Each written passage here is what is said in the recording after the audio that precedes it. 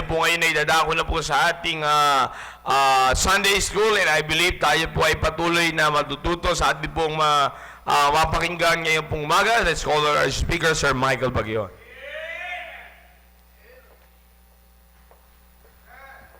Amen. Good morning po sa inyo po lahat at sa mga kapatiran po natin na ngayon po ay nasa kanilang mga tahanan watching our live stream. You please pray for our internet connection. At the same time, panalangin nyo po yung, of course, yung bawat bahagi po ng atin pong pananambahan ngayon pong umaga. At tutuloy po natin yung atin pong lesson about the Holy Spirit. At ngayon pong umaga, we will be studying yung pong walking in the Spirit. Walking in the Spirit or walking in the Holy Spirit. Galatians chapter 5. Galatians chapter 5, beginning from verse number 16. What is meant to be by walking in the Spirit? Galatians chapter 5. Okay, are you there? Amen? Okay, verse number 16. Simulan ko po sa verse number 15.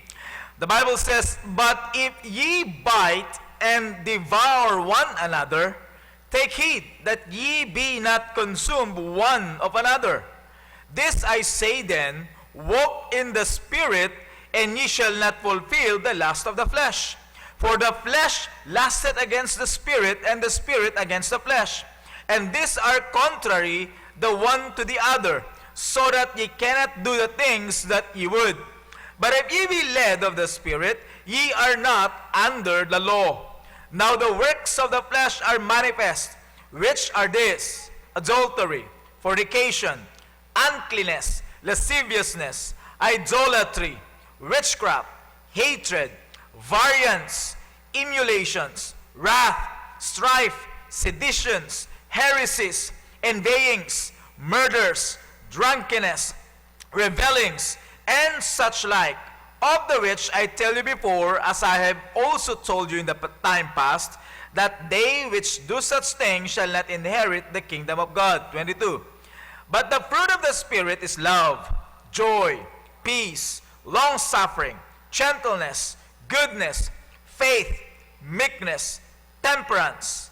Against such there is no law. And they that are Christ have crucified the flesh with the affections and lusts. If we live in the Spirit, let us also walk in the Spirit. Let us not be desirous of vainglory, provoking one another, envying one another." Tayo po ay manalangin. Dakila namin Diyos, maraming salamat Panginoon sa mga talata na amin pong binasa. Salamat po sa inyo pong paggabay po sa amin, pagbibigay ng pagkakataon sa amin na kami po ay makapag-aral ng inyo pong mga salita. Bawat isa, Panginoon, sa amin na nandito ngayon, maging sa mga kapatiran namin na nasa kanilang mga tahanan, inyo pong buksan ang amin pong pangunawa upang amin pong maintindihan ang amin pong Sunday School ngayong umaga upang meron kaming may a-apply na katotohanan sa amin pong buhay. Patawad po sa lahat ng aming pagkakasala. Ito po ang aking samo at dalangin sa matamis sa pangalan ni Jesus. Amen. Amen. You may now be seated. Now, walking in the Spirit. Alam niyo po, yung Book of Galatians, ito po ay sulat ni Apostol Pablo na, actually, ito po ay nakikipag-discussion po dito, dinidepensahan po dito ni Pablo, yung mga Kristiyano doon po sa Galacia, sapagkat ang pinagtataka po dito ni Pablo, ay yung mga Kristiyano doon sa Galacia, sila po ay naligtas sa pamamagitan ng pananampalataya, pero dahil nga po ang mga Kristiyano dito ay mga batang Kristiyano pa, may mga pumunta doon po sa simbahan ng Galacia na tinatawag po mga Judaizer. Ito po ay mga Hudyo na nagtuturo na kinakailangan mo na sumunod sa batas ni Moses para ikaw ay talagang mapanatili yung iyong kaligtasan.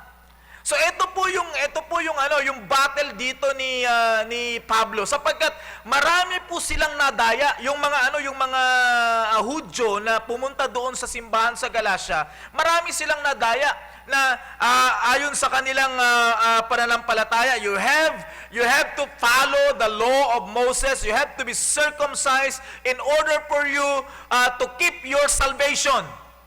Para mapanatili kang ligtas, sumunod ka sa batas ni Moses. Eto namang mga Kristiyano sa Galacia, dahil nga mga batang Kristiyano pa lang, yung iba sa kanila or karamihan sa kanila ay napaniwala dahil nga sa mga magagandang pananalita nitong mga Hudyo na ito. So napaniwala sila.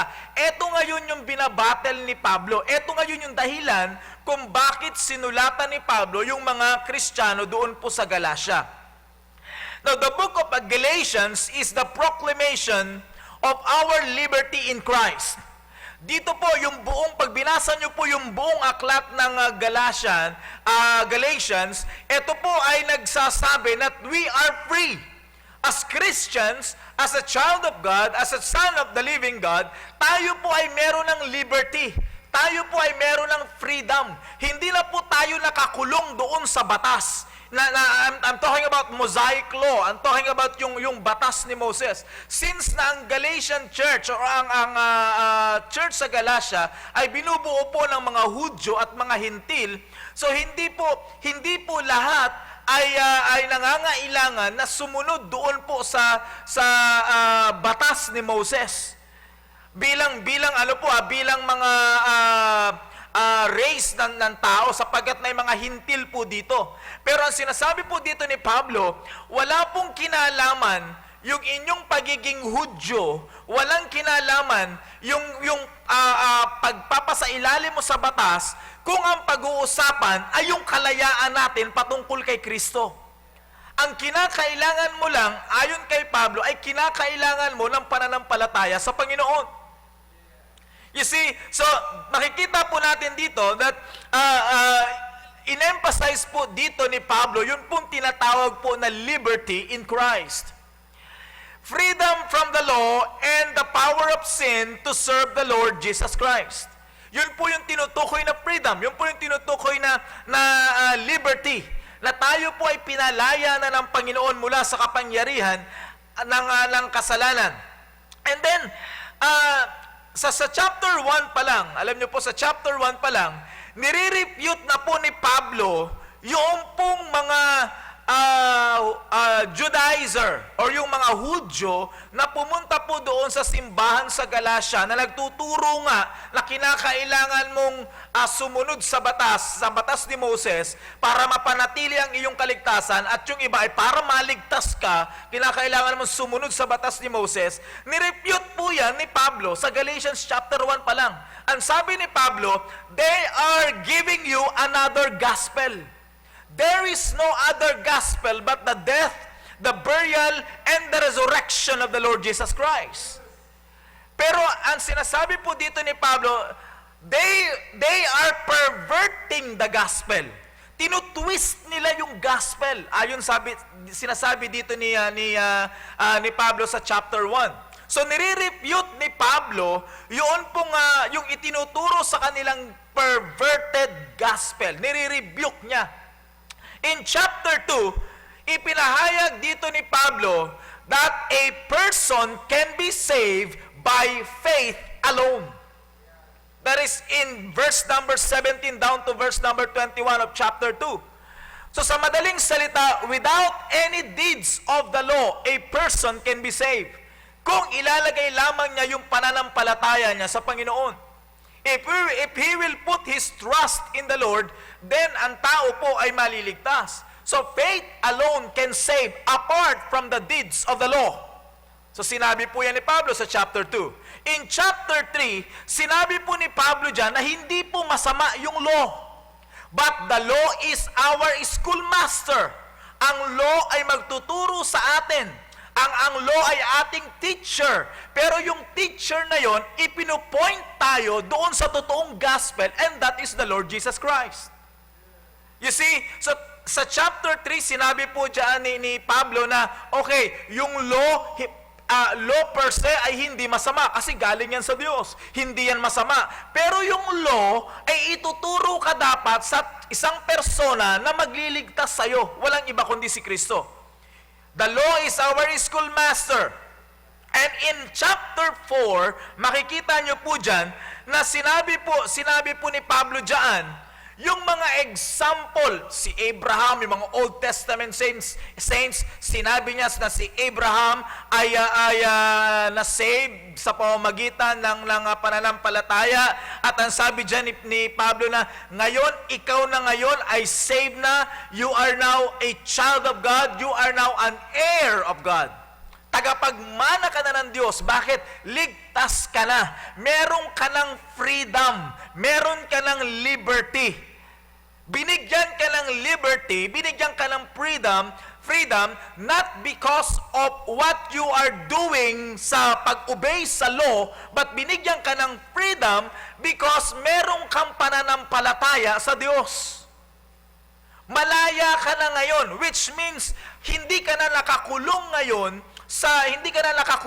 sa wag mo itong hahawakan, bawal ito, masama ito, wag ka nang magaganyan. Hindi na ganon. Kundi, ang freedom mo ngayon ay nakasalalay doon sa kung ano yung iyong gagawin, kalooban kaya ito ng Panginoon. Hindi na doon sa bawal ito, wag mo itong hahawakan, hindi na ganon. Kundi, kalooban ba ito ng Panginoon? That is our freedom ngayon. Okay, pagdating dito sa chapter 5, in verse number 1 of chapter 5, lahat yan nilatag ni Paul. Maliwanag po yan ang nilatag ni Paul. Napaka-common or napaka-elementary ng mga words na ginamit dyan ni Paul para lubusang maintindihan ng mga Kristiyano sa Galacia. Okay? Kaya pagdating dito sa chapter 5, verse number 1, ang sabi dito ni Pablo, stand fast, therefore, in the liberty wherewith Christ hath made us free. Who made us free? Christ. Is it the law? No. Who made us free? Christ. Jesus Christ. At ang sabi ni Pablo, stand fast. Which means, hold on to that foundation. Huwag kang hihiwalay dyan. Huwag kang aalis dyan. Stand firm. Okay? You mount yourself in that position. Hold the ground. Huwag kang lalayo dyan. Yan yung pinakapundasyon mo. Meron ka ng liberty. Meron ka ng kalayaan. Hold on to it. At ang kalayaan na yan ay ipinagkaloob sa atin ng Panginoong Jesucristo. Not because of obeying the law, but because of your faith in Christ. Sabi ni Pablo, hold fast or stand fast, therefore in the liberty wherewith Christ hath made us free.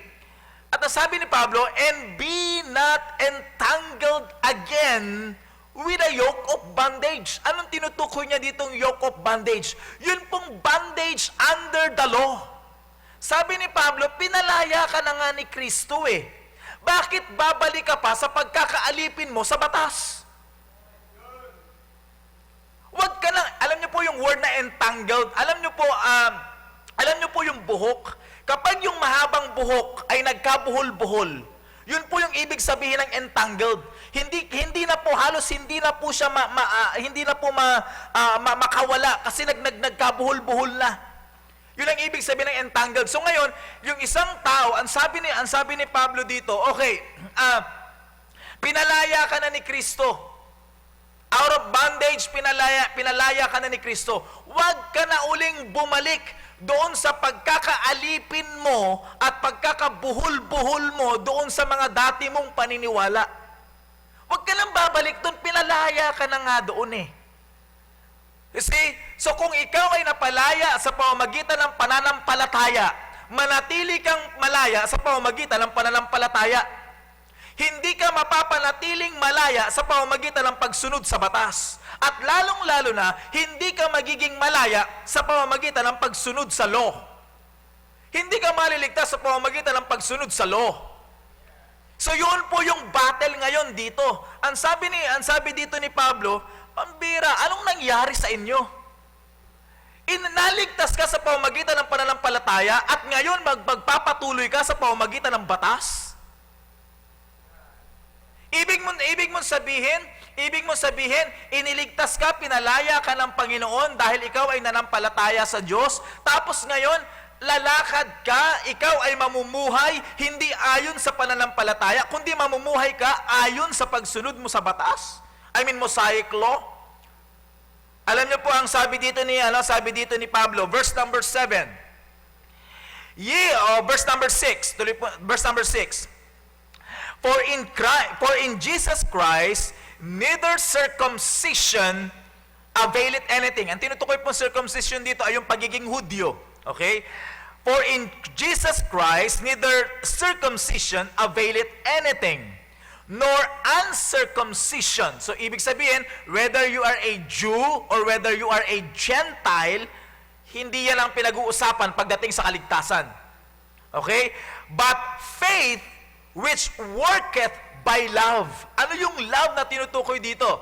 Yung pagmamahal sa atin ng Panginoon. Yun po yung naging pundasyon kung bakit po tayo iniligtas. At yun po yung pananampalataya na ilalagay natin sa Panginoon. Nung nanampalataya tayo ngayon sa Panginoon, nakamtan po natin yung pong pag-ibig na yan ng Diyos na kung saan tayo po ngayon ay naligtas. And verse number 7, ang sabi ng Biblia, ye did run well. Who did hinder you that ye should not obey the truth? Sino ang humahad lang sa iyo ngayon para ikaw ay hindi sumunod sa katotohanan? Nalaman mo na yung totoo, nalaman mo na yung katotohanan, pero bakit hindi ka lumalakad ngayon sa katotohanan? Bakit bumabalik ka pa rin doon sa dati mong pagkakaalipin sa tinatawag mong law o tinatawag mong batas?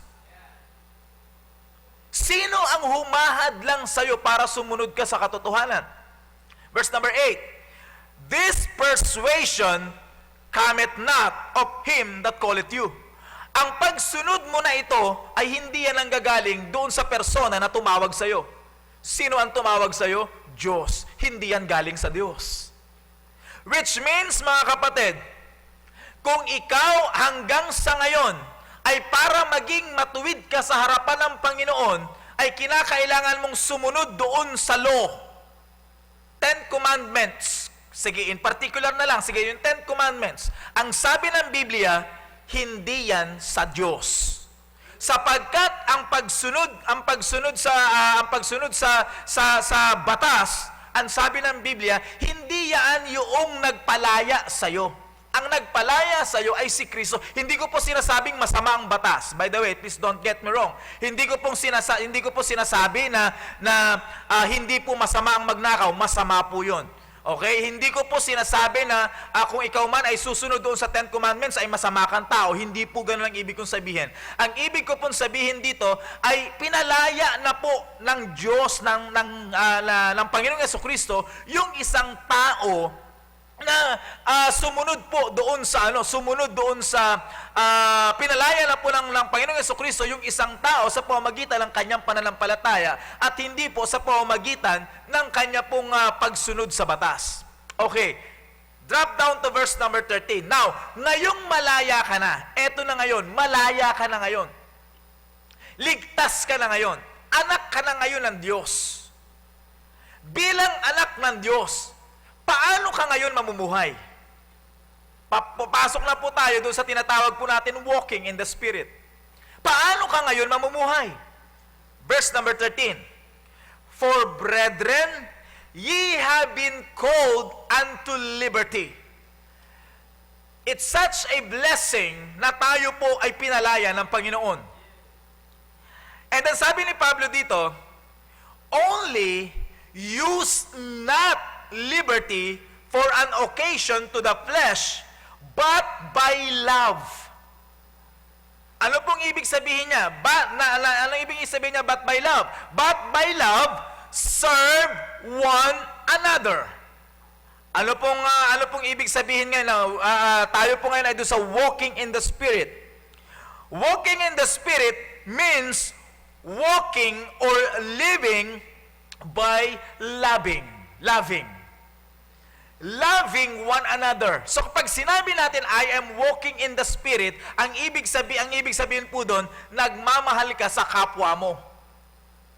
Minamahal mo yung kapwa mo. Sa paano mong paraan na minamahal yung kapwa mo? You are serving one another. Since love is the foundation kung paano po tayo naligtas. Naalala niyo po John 3:16, for God so loved the world that He gave His only begotten Son. So if we are walking in the Spirit, let's bear in mind that we have liberty in Christ. Meron tayong kalayaan sa pamamagitan ni Kristo. At dahil meron tayong kalayaan sa pamamagitan ni Kristo, we have to love one another. We have to serve one another by loving them. So kung talagang tayo po isang test para mapatunayan po natin na talagang tayo po ay lumalakad ayon sa banal na Espiritu, nagmamahal po tayo ng ating kapwa. Of course, nagmamahal tayo sa Diyos. So we have to use our liberty by love, which means serving one another. Yun po yung isa sa mga katibayan na tayo po ay lumalakad ayon po sa banal na Espiritu. Kung nagmamahal po tayo sa kapwa natin, hindi po nagtatanim ng sama ng loob sa kapwa po natin. For all the law is fulfilled in one word. All the law. Okay? Fulfilled in one word, which means one word and one statement. Ano po yun? Even in this, thou shalt love thy neighbor as thyself. All the law, ang sabi ng Biblia, sinasummarize yan into one statement. Ano yung statement na yun? Love thy neighbor as thyself. Kaya nga sabi dito ni Pablo, okay, sinasabi mo that you are walking in the Spirit, do you love your neighbor? Are you serving one another? Or nagsiserve ka ba sa kapwa mo because you love them? Or nagsiserve ka sa kapwa mo sapagkat you want to get something from them? Magkaiba po yun. You see? So kaya kinakailangan po na yung pagtitest po ng atin pong sinasabi nating walking in the Spirit. Tignan niyo po yung kasunod po na verse. Maganda po ito. Verse 15. But if ye bite and devour one another. Pampira, matindi yan ha. Sila yung nagkakagatan. Do you understand what the word devour means? The word devour means to eat down, to eat up. Na ang ibig sabihin naman po nung bite dyan is to endure by angry contention. Sabi ni Pablo, teka muna, okay, you are saying that you are walking in the Spirit. You are walking by the Spirit. Sabi ni Pablo, kung talagang totoo yan, dapat by means of love, dapat nagsiserve ka sa iba na walang inaantay na kapalit. Naglilingkod ka sa iba. Pero, nakakalungkot naman kung kayo-kayo mismo nagkakagatan. You see, bite means to endure by angry contentions. Yung bang pag sinabing bite po dito, yung dahil sa sobrang galit ko, halimbawa kay Sir Alex, dahil sa sobrang galit ko kay Sir Alex, i-injure ko siya, ipipin down ko siya, sasaktan ko siya dahil sa sobrang galit ko. Whether emotional or physical, basta sasaktan ko siya, i-injure ko siya dahil sobra yung galit ko sa kanya. Hindi yun love. Hindi yun serving one another. Remember, walking in the Spirit means loving by the Spirit. Sa paanong paraan? Serving one another. Hindi, sabi ni Pablo dito, but if ye bite and devour one another, take heed that ye be not consumed. The word consume means destroy. Take heed that ye be not consume one another. Sabi ni Pablo, kung kayo kayo mismo, iisang simbahan na nga lang kayo, nagkakagatan pa kayo, abay, mag-ingat ka, baka magkaubusan kayo dyan. Kayo-kayo na nga lang eh. Iilan na lang kayo sa simbahan, 10 na nga lang kayo, nagkakagatan pa. Ay, pambihira yan. Kayo-kayo ang magkakaubusan yan. And that is not love. And then, you are very proud na sasabihin mo na, I am walking in the Spirit. Samantalang, ang dami mong kinagat. Nakakalungkot naman. Sabi ni Pablo, teka muna, may liberty ka na, di ba? Oh, sabi niya sa mga taga-Galacia, pambihira kayo. Pinalaya kayo ni Kristo sa pamagitan ng pananampalataya, tapos ngayon mamumuhay kayo under the law. Pupurihin mo ngayon yung Panginoon at sasabihin mo you are walking in the Spirit at tapos susunod ka doon sa another gospel. Oh. Tapos ngayon pag may nagalit sa iyo, may nag-object sa iyo, merong kumbaga merong tumutol sa iyo, bigla ka magagalit at tapos kayo ang magkakagatan. Kayo mismo yung magsasakitan. Aba, sabi ni Pablo, mag-iingat kayo. Sa 10 na nga lang kayo, magkakaubusan kayo niyan. Oh. Hindi yan love. At lalong-lalo na, hindi yan walking by the Spirit. Because walking by the Spirit or walking in the Spirit means loving one another.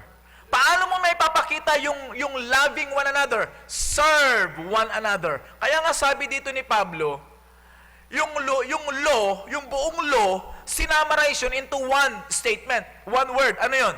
Love thy neighbor as thyself. And who are your neighbor? Yun ba yung mga pabor lang sa'yo? No. Who are your neighbors? Yun ba yung mga taong nagmamahal lang sa'yo? No.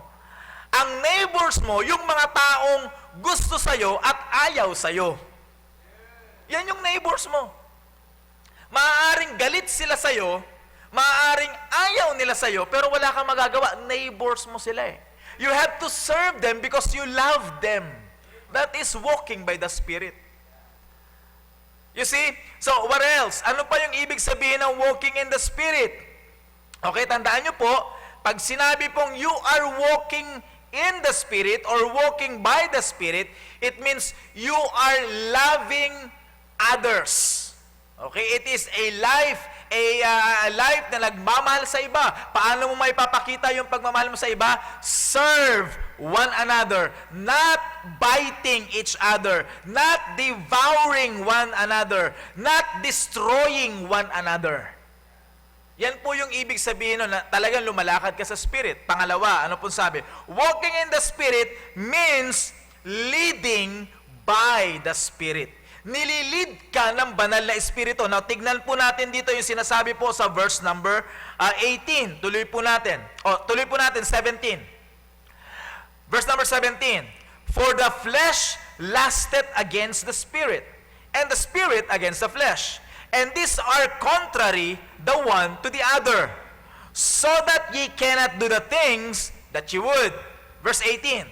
But if ye be led of the Spirit, ibig sabihin, kinukontrol ng banal na Espiritu, ye are not under the law. Which means, hanggang ngayon, if you are under the law, hindi ka controlled ng banal na Espiritu. Ibig sabihin, kung hindi ka control ng banal na Espiritu, you are under the law. Nakukuha nyo po yung napakasimple lang naman pong intindihin eh. Sabi po dito ni Pablo, kung ikaw ay control ng banal na Espiritu, hindi ka under the law. Ibig sabihin, kung under the law ka, hindi ka control ng banal na Espiritu. Oh. Di ba? Kung ikaw ngayon ay hindi control ng banal na Espiritu, under the law ka. Di ba? Simple lamang po. Napakasimpleng unawain. Now, tingnan po natin. Kung ikaw po ay led of the Spirit or led by the Spirit, dito po binigyang contrast or tawag dyan, kinumpare po dito ni Pablo sa mga susunod po na talata, yung works of the flesh at yung fruit of the Spirit. Okay? Makikita nyo po yung works of the flesh in verse number 19. Tingnan nyo po ha. Now the works of the flesh are manifest. Which are this? Ano yon? Adultery. Pangangalunya. Or, pakikiapid pala. Fornication. Pangangalunya. Uncleanness, lasciviousness, idolatry, witchcraft, hatred, variance, simulations, wrath, strife, seditions, heresies, envyings, murders, drunkenness, revelings, at yung mga kahalintulad pang mga kasalanan. That is the works of the law. Or the works of the flesh, I mean. That is the works of the flesh. Now, look at, pansinin nyo po ha, mamaya ibibigay ko po yung contrast. Ang sabi po ng Biblia, it is the works. Napansin nyo po yung plurality po nung statement, the works of the law. Pag ang isang tao po ay nagtatrabaho, asahan nyo pong may result yan. Di ba? So, halimbawa, ako po ay nagtrabaho, natural, somebody na pinagtatrabahoan ko is maaaring bibigyan ako ng compensation mula doon sa aking pagtatrabaho. Okay? Yun po ay aking earned mula doon sa aking paggawa. That is the works of the flesh. Which means kapag yung ating flesh ang nanguna sa atin, at kapag yung flesh ang nagtrabaho, ito po yung resulta. Resulta ng paggalaw o pagtatrabaho kapag sinunod po natin yung atin pong yung pita ng laman. Ano yon? Adultery, fornication, uncleanness, and so forth and so on. Marami po yan, kaya nga works. Pero pagdating po dito sa fruit of the Spirit, singular, napansin niyo po ba? Singular. Fruit.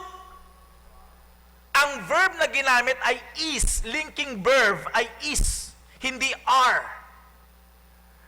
The fruit of the Spirit is love. Now, pag tinignan nyo po yung word dito na love, it summarizes all the virtues. Ano po yun? Anong kasunod po niyan? Joy. Which means yung joy out of love. Anong kasunod? Peace. Peace because of love. Long-suffering because of love. Yung gentleness because of love. Yung goodness because of love. Yung faith, ang foundation is love. Yung meekness because of love. Yung temperance because of love. Lahat ay babalik po doon sa love because love conquers all. Kaya nga po, ang sabi ng Biblia, the fruit of the Spirit is love. Nakapasaloob na po doon. Pansinin niyo pa yung kaibahan. Yung flesh works. Yung sa spirit ay fruit. Alam niyo po kung ano yung fruit? Fruit is a natural product. Natural product. Halimbawa po, nagtanim ka, yung tinanim mo, kapag nabuhay yan, naturally, it will bear fruits. Natural yun. Hindi mo pwedeng gawin yun. Hindi yun man-made. Naunawaan niyo po, pag nagtanim ka ng kalamansi, maaaring gawin mong markot yan, gawin mong grafting yan, para mabilis mamunga, pero yung pamumunga niyan ay hindi nakasalalay sa'yo. Aalagaan mo siya, yes. Pero yung pamumunga niyan ay natural yan doon sa tree. Natural yan. Ikaw lang yung mag-aalaga, ikaw lang yung mag-aabono. Ibig sabihin, if you are led by the Spirit, if you are controlled by the Spirit, and if you are walking in the Spirit, natural na sa tao ang may pagmamahal. Natural na sa tao yung pagmamahal. It is a natural fruit na kung saan makikita na sa iyo yung love. At dahil meron kang love, meron kang joy. Dahil meron kang love, meron kang peace. Meron kang long suffering, meron kang gentleness. You see, kaya nga natural na yun eh. Kusa nang lalabas yun.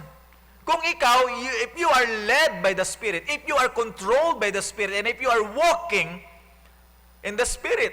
Pero kapag sa flesh, tingnan nyo yung sabi ng Bible, flesh, ang sabi ng Bible, works. Works. Ang ibig sabihin ng works is to labor, to toil. It means to act, the act of doing. Ibig sabihin may effort. Kasi hindi yun yung natural eh. Di ba? Kaya nga maraming magiging bunga yan, pero nakakapagod. Alam niyo po, sa totoo lang, sa atin po bilang mga tao, nagkakasala po tayo. Pero, pansinin nyo po, nakakapagod din ang gumawa ng kasalanan, ha? O sa totoo lang, halos lahat po sa atin dito nakaranas kayo ng barkada. Maaaring pansamantala, masaya ka kasi umiinom ka, lasing ka. Pero nakakapagod malasing, ha? Oh, pagising mo sa umaga, may hangover ka, masakit yung ulo mo, gusto mong sumuka pero hindi ka makasuka kasi walang laman ang tiyan mo. Mapait ang panlasa mo kasi puro beer ang ininom mo. Masakit yung ulo mo kasi punong-puno ng gin. Bukod doon, punong-puno ka rin ng utang sa tindahan. Ah, di ba? Nakakapagod din ang gumawa ng kasalanan, mga kapatid. Pansamantalang kasiyahan, pero yung kapaguran, long lasting. Oh. May problema pa sa pamilya, may problema pa sa asawa, may problema pa sa anak. 'Di ba? Kaya nga sabi ng Biblia dito, toil, works, toil, act. It means labor, pero yung spirit, if you are led by the spirit, natural po nalalabas. Unang-una yung pagmamahal. And love, lahat na po dyan sa love na yan, nakapasaloob na yan. Meron kang kasiyahan kasi meron kang pagmamahal. The works, so, number one, walking in the Spirit means loving by the Spirit, which means serving one another by love. Walking in the Spirit means you are led by the Spirit or leading by the Spirit. Kinukontrol ka ng banal na Espiritu. Ikaw ay pinangungunahan ng banal na Espiritu. And lastly, walking in the Spirit means you are living in the Spirit. Namumuhay ka ayon sa gustong mangyari ng banal na Espiritu. Tignan po natin, tuloy po natin, verse 24. And they that are Christ have crucified the flesh with the affections and lust. Ibig sabihin, kung ano man yung mga works of the flesh, kung ikaw ngayon ay nakay Kristo na, lahat yun ay ipinako na. Kasama ng ipinako doon sa cross at Calvary. Ibig sabihin, ngayong nakay Kristo na tayo, dapat iniwanan na natin yun. Lahat yun. Dapat nakalaya na po tayo doon. Okay? So, that is walking in the Spirit. So, pinalaya na tayo doon. Verse number 25. If we live in the Spirit, sabi ng Biblia, let us also walk in the Spirit. Sa papanong paraan? Sabi ng Biblia, let us not be desirous of vain glory. Ano pa? Let us not provoke one another. Ano pa? Let us not invade one another. You see, so kung tayo po ay sinasabi natin we are walking in the Spirit, it means we are living according doon sa banal, sa gustong mangyari ng banal na Espiritu. Paano po natin may papakita yan? Una, hindi tayo desirous ng vainglory. Alam niyo po ibig sabihin ng vainglory? Yung vainglory, ito po yung men-pleasing. Para lang mapuri ka ng tao. Yun po yung bibigyan ka ng glory dahil lamang sa pandaraya. Vain glory. Yung bang tipong, para maging good shot ako dito kay Sir Alex, pambira, regaluhan ko nga ng regaluhan to ng balot palagi. Stockings. Oh. Para at least pag niregaluhan ko to ng iba't ibang kulay ng stockings ito si Sir Alex, pambira, pupurihin ako ngayon ni Sir Alex. Alam mo talaga to, si Sir Michael, ang bait-bait talaga nito. Yun, aangkinin ko na ngayon yung glory. And by the way, yan po yung simula ng aking pagbagsak kapag ganun po yung ginawa ko. That's vain glory. Yung glory na dapat sana ibibigay mo sa Panginoon, inangkin na. Hindi na ibinigay sa Panginoon. And then iba yung motibo kaya nagbibigay kasi gusto lang magpalakas. Kaya nagbibigay because men pleaser, hindi God pleaser. You see, so ang sabi ng Biblia dito, huwag tayong maging ganyan. If we say that we are walking in the Spirit and we are living in the Spirit, do not be desirous of vain glory. Walang kwentang pagluwalhati. Walang kwenta po yun. Kumbaga, walang puntos sa kalangitan. Yung pong mga ganong klase ng glory. Ano pa?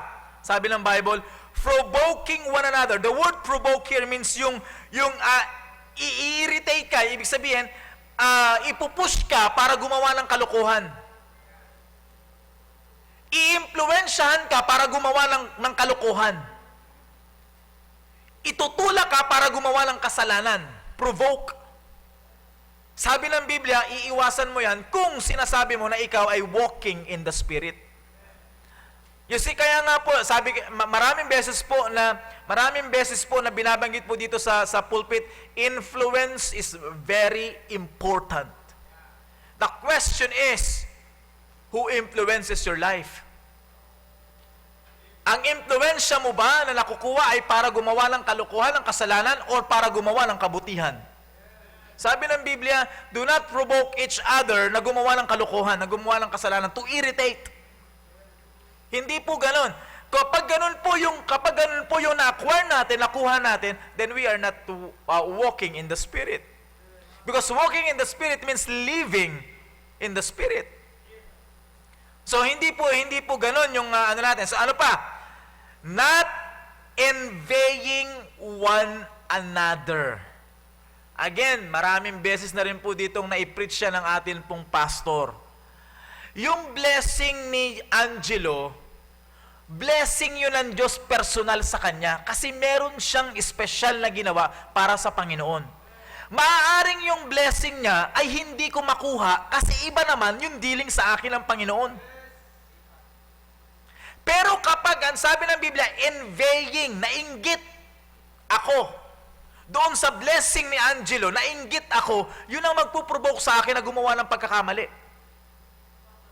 Ano pa yung, alam niyo pa kung paano tayo titirahin yan? Mag-iisip tayo ngayon ng masama. Kaya lang naman ganyan yan kasi, ano yan kaya lang naman niya nakuha yung ganyan kasi ganito siya Tapos, darating na po yun doon sa, dahil na-envy na tayo, nainggit na tayo, magkukovet na tayo ng ibang bagay na hindi naman para sa atin. Di ba? Mag-aano na po tayo ngayon. Sasabihin natin na wala hong masama sa pagsusumikap, mabuti po yung pagsusumikap, pero tatandaan po natin na ang push po natin, ang pundasyon po kung bakit tayo nagsusumikap ay para pa rin sa kaluwalhatian ng Diyos. Para mas marami pa rin tayong maabot na para sa kaluwalhatian ng Diyos. Kaya nga, alam niyo po yung madalas po yan na ito po ay siguro naman hindi nalingid sa kaalaman ninyo, may mga ganitong pangyayari. Sa mga probinsya, usong-uso po ito Yung bang magkapit-bahay, yung nagpaparinigan, ilabas mo na yung lechon natin na ulam dyan. Sasagot naman yung kapitbahay. Sa kabila, kabilang bahay naman. Iluto mo na dyan yung baka. Pero parehas po sila nagsasangag ng tuyo. Para nagpapayabangan lang. Bakit po? Kasi nagpapainggitan alam niyo po bang nakakahiya at nakakatuwa isipin na yung isang tao, ang ipapainggit sa iyo ng isang tao ay basura? Naalala niyo po, kapag merong mga, eto po ay personal ko po itong nakita sa isa sa mga kamag-anak po namin. Yung isang tao po na first time na nakahawak ng cellphone, pag first time niya nakahawak ng cellphone, nandun niya sa kalsada. Kala mo may tinatawagan, pero nag-check lang ng load yan. Nag-check lang yan ng load.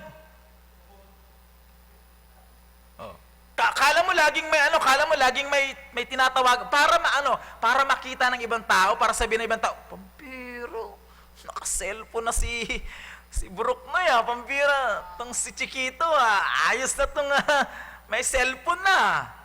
Ang ganda ng cellphone niya, Alcatel, two-liner Kahit na walang yan, nandun lang yan sa kanto, nakatayo, gaganon lang yung cellphone, wala naman tinetext yan. Nag-check lang yan ng load. Wala namang load. Para lang makita. Sabi ko sa inyo, ako personal ko pong nakita yan sa ilan sa mga kamag-anak ko na galing ng probinsya. Para lang ipainggit sa iba. Mga kapatid, tayo po, dahil tayo po ay pinalaya na ng Panginoon dyan. Ang sabi po ni Pablo, you have now the freedom. Meron ka ng liberty in Christ. Hindi ka na entangled dyan. Hindi mo na yan trabaho bilang anak ng Diyos. Ang trabaho mo ay magmahal sa kapwa. That is walking in the Spirit. So if we are walking in the Spirit, it means we have to love one another. It means loving by the Spirit. It means, pag sinabing loving by love, it means you have to serve one another. That's walking in the Spirit. Walking in the Spirit means you are led by the Spirit. You are now controlled by the Spirit. Hindi ka na doon sa works of the flesh, but doon ka na sa fruit of the Spirit, a natural outcome. Okay, doon ka na ngayon papasok sa controlled ka na. Yung araw-araw ng pamumuhay mo ay ayon na sa gustong mangyari sa iyo ng banal na Espiritu. Nagpapakontrol ka na ngayon sa banal na Espiritu na namumuhay o nananahan sa iyong katawan. Walking in the Spirit means you are living in the Spirit. Living, namumuhay, ayon sa gustong mangyari ng banal na Espiritu. Pag sinabing namumuhay ka na, ayon sa banal na Espiritu, ibig sabihin, hindi mo na desire yung vainglory, yung bang magpasikat pa, hindi na yan ang buhay mo. Hindi na yan buhay ng Kristiyano na magpasikat. Hayaan nating ang sumikat ay ang Diyos. Pag sinabing living in the Spirit, hindi na po yan yung magpuprovoke ka o magpupush ka sa ibang tao para magkasala. Provoking one another or para magalit or para lang magkaroon ng hindi maayos na atmosphere. Hindi na po yan ang walking in the Spirit. Walking in the Spirit means living in the Spirit. It means hindi na po tayo maiinggit doon sa blessing ng iba. Iba yung blessing mo, iba yung blessing niya, kasi magkaiba kayo ng dealings ng Panginoon at maaaring yung ginawa niya ay hindi mo ginawa. Kaya iba yung blessing mo. Pero ang kagandahan nito, parehas kayong may blessing. You see, araw-araw sa atin, meron po tayong blessing. Maaaring iba lang sa kapitbahay natin, iba lang sa kapwa natin, pero at least meron tayong blessing. So that is walking in the Spirit. So dito po, sinabi dito ni Pablo, we have to walk in the Spirit. Which means we have to love one another. Which means our life must be a Spirit-led life. We have to live, yung pamumuhay natin ay ayon na sa gustong mangyari ng banal na Espiritu. Not doon sa works of the flesh, but by the fruit of the Holy Spirit. So I hope na meron po tayo natutunan ngayon pong umaga. Let's all stand up please at tayo po ay manalangin. Dakilang Diyos, maraming salamat po Panginoon sa blessing niyo po sa amin. Salamat po sa natapos po namin Sunday School. Salamat sa inyo po mga salita. Pagpalain niyo po ito sa aming mga puso. Pagpalain niyo po ang mga kapatiran na nagbibigay po Panginoon ng kanilang oras para po sa service o sa panambahan na ito. Salamat Panginoon sa patuloy niyo pong paggabay at pagbibigay ng wisdom po sa bawat isa po sa amin. Gabayan niyo pa po kami sa nalabi pong oras. Ito pong aking samot dalangin sa pangalan ni Jesus. Amen.